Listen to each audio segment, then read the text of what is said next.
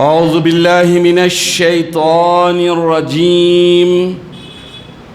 بسم الله الرحمن الرحيم. نحمد الله تبارك وتعالى ونصلي على رسوله الكريم والمهدي الموعود عليه الصلاة والتسليم وعلى آلهما وأصحابهما أجمعين. أما بعد، فقال الله سبحانه وتعالى في القرآن المجيد والفرقان الحميد: بسم الله الرحمن الرحيم. فقلت استغفروا ربكم إنه كان غفارا. صدق اللہ العظیم. سورہ نوح آیت نمبر 10. عزیزان محترم، اللہ تبارک و تعالیٰ نے اتنا تو شعور ہمیں دیا ہے کہ یہ دنیا کی زندگی کو معمولی، تھوڑی، حقیر اور کبھی بھی ختم ہو جانے والی سمجھ سکتے ہیں، جانتے ہیں، دیکھ رہے ہیں. تو گویا یہ زندگی برف کے مانند ہے. جس طرح برف، آئس پگھلتی ہے، اس کی صفت ہی ہے پگھلنا. پگھل رہی ہے، پگھلنے کے بعد ختم ہو جاتی ہے.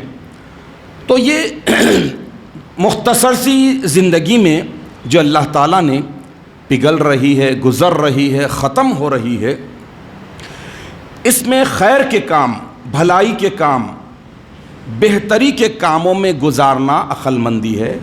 اور وہ کام جو انسان کو آخرت کی ہمیشہ رہنے والی زندگی میں نجات دلانے والے ہیں، کامیاب کرنے والے ہیں، اللہ تعالیٰ کی بے شمار انعامات سے سرفراز کرنے والی ہے، جنتوں کی نعمتیں دلانے والی، ویسے کام کرنا چاہیے. یہاں کا آرام، یہاں کی تکلیف، یہاں کی فرصت سب یہیں پر ختم ہو جانے والی ہے.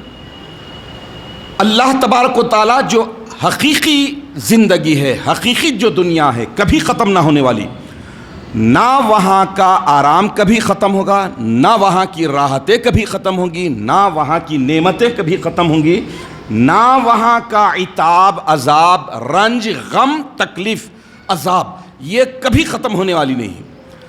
تو اتنی بنیادی اسلامی عقیدے کی بات اگر ذہنوں میں تازہ رہے، ہمیشہ بندہ اپنے پیش نظر رکھے، تو یہ برف کی طرح گھل جانے والی زندگی کو نیکی کے کاموں میں، بھلائی کے کاموں میں، اچھے کاموں میں گزارنے کی سعادت حاصل کریں گے.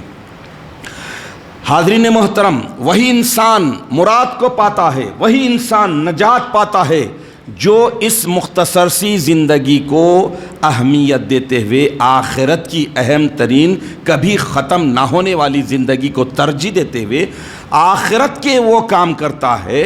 تو پھر اللہ تبارک و تعالیٰ اسے تیاری کی توفیق دیتے ہیں، اسے نیکیوں کو اختیار کرنے کی صلاحیت دیتے ہیں، اسے مہلت دیتے ہیں. اور جو عبادت کر رہا ہے اگر شوق اور خوف کے ساتھ کر رہا ہے تو ان عبادتوں میں اللہ تعالیٰ لذت پیدا کر دیتا ہے. مثال کے طور پر جب ایک انسان نماز کا پابند ہو جاتا ہے، 5 وقت کی نماز باجماعت کا، تو جب وہ پابند ہوتا ہے تو کچھ ایسی مصروفیات آ جاتی ہیں جہاں پر اس کا ایگزام ہوتا ہے، اس کا امتحان ہوتا ہے کہ یہ چیزوں کو میں، یہ مصروفیت کو برقرار رکھوں یا پھر نماز کے لیے وقت نکالوں وہاں پر. لیکن جب اسے چسکا لگتا ہے نماز باجماعت کا، جب اسے اہمیت معلوم ہو جاتی ہے کہ اگر میں وقت پر نماز نہ پڑھوں تو یہ سارے چیزیں تو ہوتے رہیں گی، تو پھر ایسی صورت میں میں اللہ کے پاس گناہگار ہو جاؤں گا اگر نماز کو میں چھوڑ دیا، مؤخر کر دیا. تو یہ اللہ تعالیٰ خود بخود ایسی سوچ، ایسی فکر انسان کے دل میں ڈال دیتا ہے، مومن بندے کے دل میں ڈال دیتا ہے. تو کبھی بھی، تو چنانچہ حدیث شریف میں بھی آیا ہے کہ جب تمہیں 2 کام تمہارے پیش نظر ہو، دنیا اور آخرت کی، تو تم آخرت کے کام کو ترجیح دو۔ تو رمضان المبارک کا یہ مقدس مہینہ اور یہ مقدس مہینے کا دوسرا دہا، دوسرے 10 دن یہ مغفرت کے ہیں، اہم بخشش کے، اور پورے کا پورا مہینہ ایک مومن بندے کو اسی بات پر الرٹ کر رہا ہے، ہوشیار کر رہا ہے کہ تم اپنی برف کی طرح گھل جانے والی زندگی کو یوں ہی ویسٹ مت کرو، مشقت کرو، محنت کرو، ہارڈ ورکنگ کرتے ہوئے اللہ رب العالمین کی رضامندی کے کام کرتے ہوئے زندگی گزارنے کی سعادت حاصل کرو۔ تو یہ زندگی تو گزر جائے گی، لیکن کبھی ختم نہ ہونے والی آخرت کی زندگی پچھتاوے کا باعث نہیں بنے گی، وہاں پر رسوائی کا باعث نہ بنے گی۔ تو عزیزان محترم، یہ رمضان المبارک کا دوسرا دہا مغفرت کا ہے۔ مغفرت مطلب ڈیلیٹ کرانا۔ اللہ تبارک و تعالیٰ کی رحمانیت کے کیا کہنے، اللہ تعالیٰ کی مغفرت کے کیا کہنے کہ اللہ تبارک و تعالیٰ بندوں کو گولڈن اپارچونٹی دے رہے ہیں، ایک بہترین سنہری موقع دے رہے ہیں۔ ہوئے تھے گناہ، ہوئے تھے ڈھیر سارے، ہوئے تھے بہت، ہوئے تھے پہاڑوں کے جیسے ہوئے تھے، آ جاؤ، صحیح طریقے سے آ جاؤ، سب معاف۔ اللہ تبارک و تعالیٰ جس وقت معافی چاہ رہے ہیں اس وقت کی معافی نہیں دیتے، پچھلے بھی گناہ معاف کر دیتے ہیں۔ ابھی کیا ہونا، کتنی بڑی بات ہے۔ تو یہ رمضان المبارک کا مقدس مہینہ یہی بتا رہا ہے، لیکن اس کے لیے شرط ہے، اس کے لیے لازمی چیز ہے، وہ ہے کہ خشیت ہونا، ڈر، اللہ تعالیٰ کا ڈر، خوف ہونا، خشیت ہونا، اور اللہ تعالیٰ کی رضامندی ہونا، اللہ تعالیٰ کی مغفرت طلبی کی سچا جذبہ ہونا۔ عبادتوں کے لیے یہ ساری چیزیں بہترین وٹامن ہیں۔ اگر عبادت صرف کر رہے ہیں لیکن خشیت نہیں ہے، ڈر نہیں ہے، خوف نہیں ہے، رضا الہی کا جذبہ نہیں ہے، پیورٹی نہیں ہے، اخلاص اور محبت نہیں ہے، تو کچھ بھی نہیں ہوگا، مرض جیسے کا ویسا رہے گا، عبادت کا مزہ نہیں ملے گا، عبادت کی حلاوت نہیں ملے گی۔ دیکھیے، ایک نیچرل بات بتا رہا ہوں، مچھلی کا گزر کہاں ہوتا، مچھلی کی زندگی کہاں گزرتی؟ مچھلی کہاں رہتی؟ پانی میں۔ مچھلی پانی میں رہتی، باہر نکالیے کیا ہوتا؟ تڑپتی تڑپتی تڑپتی، جتنا بھی ہے اس کے بعد مر جاتی۔ مچھلی کا نیچر ہے، فطرت ہے، پانی میں ہے تو زندگی ہے۔ مومن کا بھی یہی نیچر ہونا چاہیے کہ نیکیوں میں ہے تو زندگی ہے، نیکیوں میں مصروف ہے تو اس کی زندگی، نیکیوں میں نہیں ہے تو تڑپنا، مچلنا، گناہ، معافی چاہنا، مغفرت چاہنا۔ تو یہ دوسرا دہا تو وہی دعوت دے رہا ہے۔ دوسرا دہا تو یہی بتا رہا ہے کہ تمہارے سے گناہ جو بھی ہوئے، تم اپنے نیچر کو مومنانہ بناؤ، متقیانہ بناؤ، پرہیزگارانہ بناؤ۔ جب تم یہ نیچر بنا لیں گے تو تم سے کوئی گناہ ہوگا، تڑپیں گے، تم سے کوئی خطا ہوگی، تم تڑپیں گے، گڑ گڑائیں گے، معافی چاہیں گے، مغفرت طلبی کریں گے۔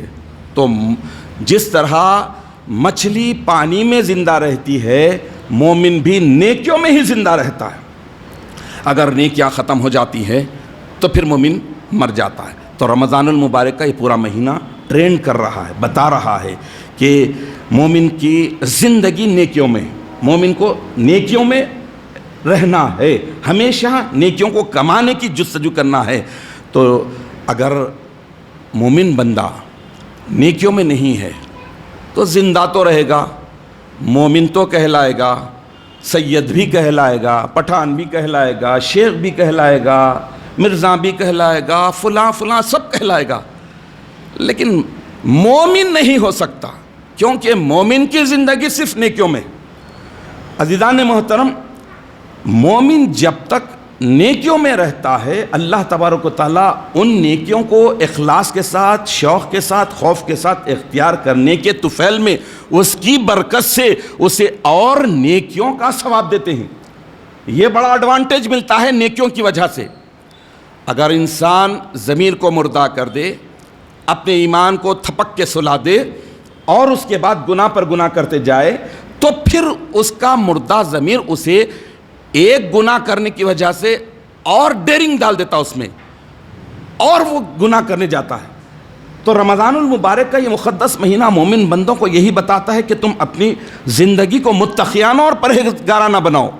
روزے کی فرض روزے کی فرضیت کی غرض و غایت بھی اللہ تعالیٰ یہی بتائے. بھوک پیاس سے چند گھنٹوں کے لیے رہ رہے ہیں، لیکن اس کا سب سے بڑا جو ایڈوانٹیج ہے، جو سب سے بڑی چیز جو تمہیں مل رہی ہے، لعلکم تتقون، تاکہ تم متقی اور پرہیزگار بن جاؤ.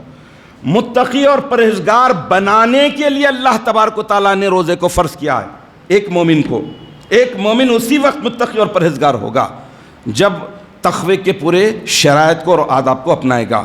عمل سے زندگی بنتی ہے جنت بھی جہنم بھی. عمل سے زندگی بنتی ہے جنت بھی جہنم بھی. یہ خاکی اپنی فطرت میں نوری ہے نہ ناری، یعنی یہ خاک کا پتلا انسان فطرتاً جو ہے نہ نوری ہے، جنتی ہے نہ دوزخی. عمل جیسا کرے گا، نیک عمل کر رہا ہے، جنتیوں کا عمل کر رہا ہے تو جنتی ہے، اگر ناریوں کا دوزخیوں کا عمل کر رہا ہے تو دوزخی. تو رمضان المبارک کا یہ مقدس مہینہ مومن بندے کو سنوار کر نیکیاں کمانے میں زبردست موقع دے کر بتاتا ہے کہ تم تقوی کو نہ صرف پروان چڑھاؤ، متقی بنو، پرہیزگار بنو، نیکیوں کو کماؤ اور ساتھ ساتھ گناہوں کو بھی مٹاؤ، غلطیوں کو بھی ختم کرو، ربر لو مٹا دو، کیونکہ یہ زندگی تو برف کی مانند گزر رہی ہے. عزیزان محترم، مغفرت کا، بخشش کا یہ دہا مومن بندوں کو بتا رہا ہے. آج 12واں روزہ ہے، 2 دن بھی دوسرے دہے کے ختم ہو گئے، لیکن اللہ کی مغفرت کبھی بھی ختم نہیں ہوتی. جب سچے دل کے ساتھ بندہ اگر زندگی پوری کی پوری گناہوں میں گزاری، خطاؤں میں گزاری، غلطیوں میں گزاری، غڑغڑا نہیں لگا، غڑغڑا لگنے سے پہلے بھی وہ اللہ سے اللہ کے گناہوں کو معافی چاہ لیتا ہے اور بندوں سے بندوں کے گناہوں کی معافی چاہ لیتا ہے، تو اللہ تبارک و تعالیٰ حدیث شریف میں آیا ہے تیقن دیتا ہے کہ وہ گویا ایسے ہو گیا جیسا کہ اس کی ماں نے اسے آج ہی جنا ہو. یہ اللہ تعالیٰ کی مغفرت مٹانے کے، بخشش کے بہت بڑے بڑے ذریعے ہیں. تو ماہ رمضان المبارک تو ایسی عبادت ہے. اللہ تبارک و تعالیٰ ماہ رمضان المبارک کی ساری عبادتوں کو آپ دیکھ لیجئے، ساری عبادتوں کے تعلق سے آپ سنتے ہیں، احادیث سنتے ہیں، تو اس میں ہر عبادت کو بخشش کا ذریعہ، مغفرت کا ذریعہ بنایا گیا ہے، مٹانے کا. اور مٹانا بھی کیسا؟ میں ایک حدیث شریف رکھتا ہوں. حضرت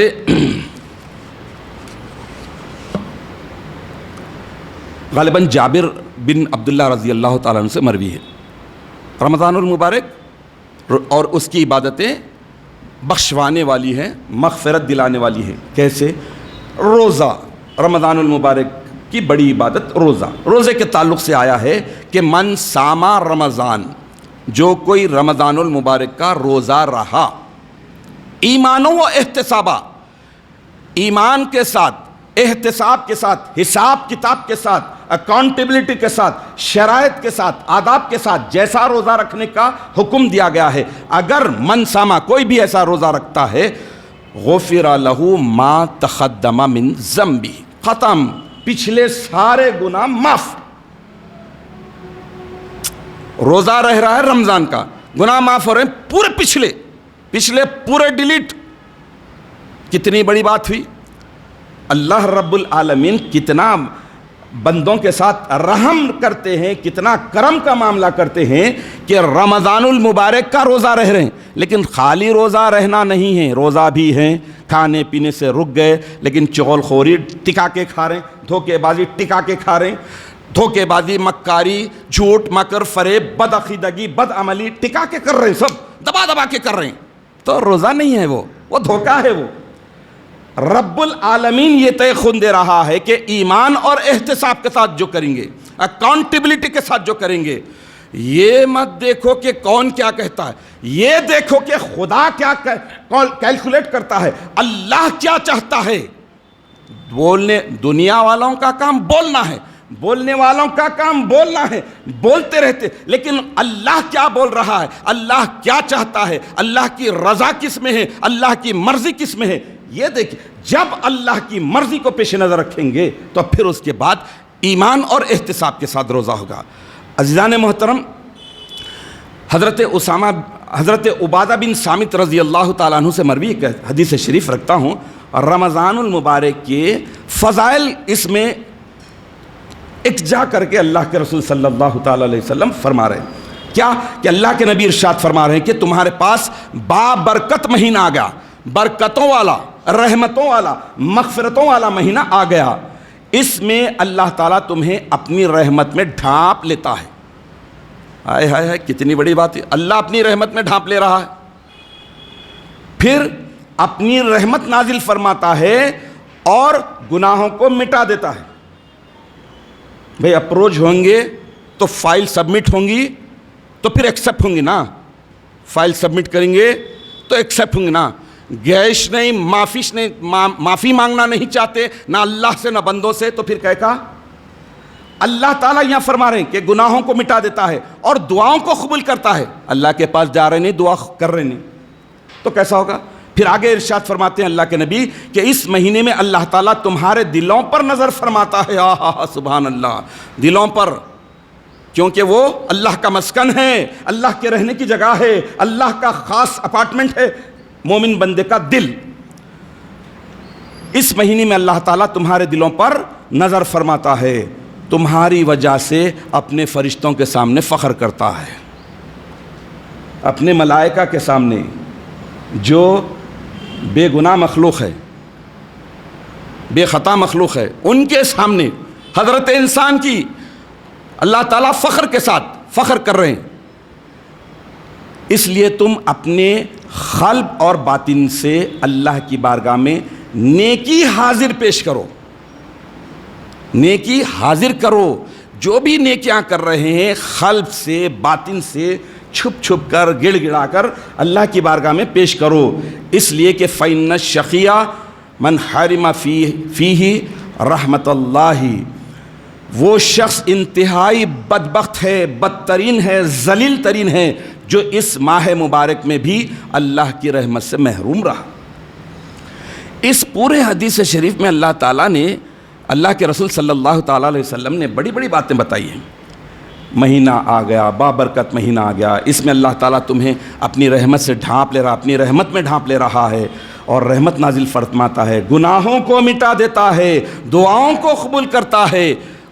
تو یہ بڑی بڑی چیزیں کب ملے گی؟ آدمی انتہائی صدق دلی کے ساتھ، سچائی کے ساتھ، ایمانداری کے ساتھ اللہ تعالیٰ کی بارگاہ اقدس میں رجوع کرے گا۔ عزیزان محترم، میں نے آپ کے سامنے سورہ نوح کی آیت نمبر 10 کی تلاوت کا شرف حاصل کیا۔ اس میں اللہ تبارک و تعالیٰ ارشاد فرما رہا ہے کہ اور کہا کہ اپنے پروردگار سے معافی مانگو کہ وہ بڑا معاف کرنے والا ہے۔ معافی مانگتے رہنا، اللہ سے مغفرت طلبی کرتے رہنا، یہ انسان کی نیستی کو ظاہر کرتا ہے۔ معافی نہ مانگنا، مغفرت طلبی نہ کرنا اور گناہ کو گناہ نہ سمجھنا سب سے بڑا گناہ ہے، یہ مستی کی نشانی ہے۔ غلطی کو غلطی نہ سمجھنا سب سے بڑی غلطی ہے، یہ مستی کی نشانی ہے۔ نیستی اور انکساری کی نشانی یہ ہے کہ غلطی کو غلطی مانے، گناہ کو گناہ مانے۔ تو عزیزان محترم، ایک میں امامنا و سیدنا مہدی موعود علیہ الصلاۃ والتسلیم کا بھی فرمان مبارک رکھتا ہوں کہ دیکھیے زندگی جو برف کی طرح گزر رہی ہے، یہ امامنا علیہ السلام کا فرمان بھی ہماری آنکھیں کھول دینے کے لیے کافی ہے۔ ہمیں اپنا خود کا جائزہ لینے کے لیے یہ امامنا کا فرمان مبارک نقل شریف بہت بڑا اثر کرنے والا ہے۔ اگر واقعی ہم امامنا پر سچا ایمان رکھتے ہیں، تصدیق کا حق ادا کرنے کی کوشش کرتے ہیں۔ امامنا مہدی علیہ السلام ارشاد فرماتے ہیں کہ مخلوق چاند کو دیکھتی ہے اور خوشی کرتی ہے، ان کو خوشی نہیں کرنا چاہیے، زاری کرنی چاہیے، رونا چاہیے، گڑ گڑانا چاہیے اور افسوس کرے کہ عمر ضائع ہو گئی اور موت قریب آ گئی۔ کیوں اپنی ذات پر ملامت نہیں کرتے؟ امامنا علیہ السلام کے نقل میں ہے کہ کیوں اپنی ذات پر ملامت کیوں نہیں کر رہے ہیں؟ لعنت کرو کہ گناہوں میں مبتلا ہیں، برائیوں میں مبتلا ہیں، اپنے آپ پر ملامت کرو، کنفیس کرو، کیوں نہیں کرتے؟ پھر آگے ارشاد فرماتے ہیں کہ توبہ کیوں نہیں کرتے، رجوع کیوں نہیں لاتے؟ گناہ کیے ہو گئے، پھر اللہ سے رجوع کرو، اللہ کے گناہ اللہ سے معافی چاہو، مخلوق کے گناہ مخلوق سے معافی چاہو، کیوں نہیں کرتے؟ پھر اس کے بعد جو امامنا علیہ السلام فرما رہے ہیں ذرا یہ دل تھام کر غور سے سنیے، ہمتن گوش ہو کر سنیے۔ امامنا علیہ السلام ارشاد فرماتے ہیں کہ ہوشیار رہیے، ہوشیار رہنا چاہیے کہ ہمارا حال کیسا ہوگا۔ پناہ بخدا، یہ اسی وقت ہوگا آدمی کو جب فکر ہوگی، معلوم ہوگا کہ یہ برف کے مانند گزرنے والی زندگی بے وفا ہے، کبھی بھی ختم ہوگی۔ جب اصل زندگی میں جائیں گے، آخرت کی کبھی نہ ختم ہونے والی زندگی میں جائیں گے، تو وہاں اپنا کیا حال ہوگا؟ باپ ساتھ آئیں گے، ماں بچائے گی، بھائی بچائیں گے، فرینڈ سرکل بچائے گا، دوست بچائے گا۔ کون بچاتے ہیں؟ کوئی بھی نہیں۔ ساتھ جائیں گے تو صرف اعمال جائیں گے۔ عزیزان محترم، دنیا میں کتنے بھی لوگ پاڑوپی کر لو، کتنے بھی فرینڈز بنا لو، کتنے بھی دوست احباب، کتنا بھی اپنے آپ کو بچانے کی کوشش کر لو، لیکن وہ زندگی آخرت کی ایسی ہے، وہاں پر اکتا و تنہا ہوگا۔ ہر انسان، مرد و زن، چھوٹا بڑا، سب اکا و تنہا ہو گئے۔ تو امامنا علیہ السلام ارشاد فرما رہے ہیں کہ ہوشیار رہنا چاہیے کہ ہمارا حال کیسا ہوگا۔ اور رمضان المبارک کی یہ عبادتیں، یہ مغفرت کا دہا، یہ سب ہمیں یہی ٹریننگ دے رہے ہیں۔ عزیزان محترم، دیکھیے ٹریفک کے بھی رولز ہیں، ٹریفک کے بھی رولز ہوتے ہیں، اور ٹریفک کے رول میں یہ ہے کہ سال میں کچھ مخصوص دن آتے ہیں، ٹریفک ڈپارٹمنٹ کی طرف سے پبلک کے لیے اعلان ہوتا ہے کہ تمہارے جتنے بھی بیلنس چالانات ہے وہ چالانات کو معاف کرا لو، اتنا ڈسکاؤنٹ دیا جا رہا ہے، اتنا کنسیشن دیا جا رہا ہے۔ ہوتا ہے بائک کے لیے اتنا ہے، RTC بس کے لیے اتنا ہے، کار کے لیے اتنا ہے، بعض وقت آتا ہے 80% ڈسکاؤنٹ۔ اس کا ایڈوانٹیج لے کے سب ہر اپنے پرانے جتنے بھی چالانات ہے وہ پورے کے پورے جا کے پے کر دیتے ہیں، کیونکہ کم از کم 30-40% سے شروع ہوتا، یہاں تک بھی آتا ہے کہ 80%۔ لیکن اللہ رب العالمین کی رحمانیت پر قربان جائے کہ اس نے رمضان المبارک کے مقدس مہینے میں 100% ڈسکاؤنٹ کا اعلان کر رہا ہے۔ 100%، ارے 100% بھی نہیں، ما تقدم من ذنبہ، پچھلے سارے گناہوں کو، ابھی کیا چاہیے؟ پورے گناہوں کو مٹانے کا اللہ تعالیٰ آفر دے رہے ہیں۔ اتنا بڑا آفر، اس آفر کو کیوں قبول نہیں کرتے؟ عزیزان محترم، میں ایک واقعہ آپ کے سامنے رکھتا ہوں، امیر المومنین سیدنا علی المرتضیٰ کرم اللہ وجہہ الکریم کا۔ آپ اپنے اصحاب کے ساتھ مدینہ طیبہ میں تشریف فرما ہیں، ملاقاتیاں آپ کے گھر پر آتے، علم کا سمندر تھے، آپ کے پاس آتے، بیٹھتے، معلومات حاصل کرتے، مسئلے دریافت کرتے، مسائل پوچھتے۔ تو ایک شخص آیا، اس نے آ کے کہا کہ یا علی، میں بہت زیادہ گناہوں میں مبتلا ہوں، میرے گناہوں کی بخشش کی کوئی صورت بتائیے۔ مولا علی ارشاد فرمائے کہ تو استغفار کر، مغفرت طلب کر، بخشش مانگ لے۔ تو وہ جواب سنا، خوش ہوا، سمجھ گیا، مطمئن ہوگا، چلے گیا۔ اس کے بعد دوسرا شخص آیا، دیکھیے سوالات پر غور کیجئے۔ دوسرا شخص آیا، اس نے کہا کہ یا علی، مجھے مفلسی اور غربت بہت مار رہی ہے، میں بہت غریب ہوں، مفلسی ہے، اس کا کوئی حل بتائیے۔ تو مولا علی ارشاد فرمائے کہ استغفار کر، مغفرت طلبی کر۔ وہ بھی سنا، مطمئن ہوا، چلے گا۔ پھر تیسرا شخص آیا، اس نے کہا کہ یا علی، مجھے اولاد بڑی پیاری ہے اور اولاد نہیں ہو رہی، میں بے اولاد ہوں، کوئی نسخہ، کوئی بات بتائیے۔ تو آپ بھی اس کے جواب میں بھی فرمائے کہ تو استغفار کر، مغفرت طلبی کر۔ پھر چوتھا شخص آیا، بہت پریشان تھا، غمزدہ تھا، چہرے سے بھی اس کا غم جھلک رہا تھا۔ اس نے کہا کہ میں بڑی مشقت کے ساتھ، بڑی محنت کے ساتھ ایک کھیت لگایا، کھیتی باڑی کیا، دن رات محنت کی، خوب سیر صاحب، اچھا سب کچھ کیا، پھل آ گیا، سب کھیت بن سنور کر سب تیار ہو گیا، سب ہو گیا، لیکن ایک طوفانی ہوا آئی، پورے کھیت کو غارت کر دی اور چلے گئی۔ بتائیے اب میں کیا کروں؟ تو مولا علی ارشاد فرمایا کہ استغفار کر۔ سوال 4 الگ الگ ٹائپ کے ہو رہے ہیں۔ تو مولا علی ارشاد فرمایا کہ استغفار کر، مغفرت طلبی کر۔ تو پھر وہ شخص مطمئن ہوا، چلے گیا۔ اتنے میں ایک اور شخص آیا مدینے کے قریبی گاؤں سے، اور آ کر اس نے کہا کہ ہم گاؤں والوں نے بڑی محنت سے مل ملا کر ایک نہر کھودی تھی تاکہ پورے گاؤں والوں کو فائدہ ہو، پینے کے لیے بھی پانی ہو، کھیتی باڑی کے لیے بھی ہو، سب کچھ کیا، لیکن اس کے بعد جو ہے وہ اچانک جو ہے وہ نہر ہی خشک ہو گئی، سوکھ گئی. مولا علی کیا کرے، اس کا حل کیسا؟ آپ فرمائے استغفار کر، مغفرت طلبی کر. تب یہ شخص بھی سنا، مطمئن ہوا اور جانے لگا. تو حاضرین میں موجود ایک شخص اٹھے اور اٹھ کے عرض کی کہ مولا علی. اب مولا علی کون ہیں؟ اللہ کے نبی ارشاد فرماتے ہیں کہ انا مدینۃ العلم وعلی بابھا، میں علم کا شہر ہوں اور علی اس کے دروازہ ہیں. علم کے شہر میں داخل ہونا ہے تو پہلے دروازے کو اوپن کرنا پڑے گا. اگر علی کی محبت ہوگی، علی کی عقیدت ہوگی تو علم کے سمندر تمہارے پاس آئیں گے. اب وہ علی 4-5 مختلف سوالات کے جواب میں استغفار کرو، مغفرت طلبی کرو، یہ دوسرا دہا ہے مغفرت کا.